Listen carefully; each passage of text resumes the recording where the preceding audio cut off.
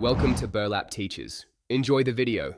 You have the essentials ready: app installed, account credentials, and basic permissions. Open Outlook and tap Add Account to begin.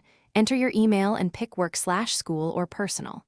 Once done, follow the sign-in flow, use your password or the single sign-on prompt if available, and approve requested permissions so mail, contacts, and calendar can sync. Make sure sync is enabled for the account and notifications are allowed. That ensures messages and event alerts arrive without extra setup.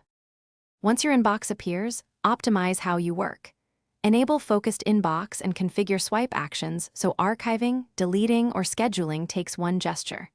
Next, switch to calendar, open the side menu, and choose which calendars to show plus the sync range. 30 days or 90 days reduces data use. Then set a mobile signature and configure automatic replies for travel or out of office.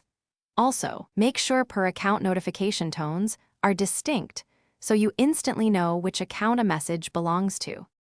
To finish, learn quick actions. Use the search bar and apply filters like from or has attachment to locate messages fast, then preview attachments and save them to files or share out for editing. Use archive, flag, or move to keep the inbox tidy, and enable offline mode if you'll be without data.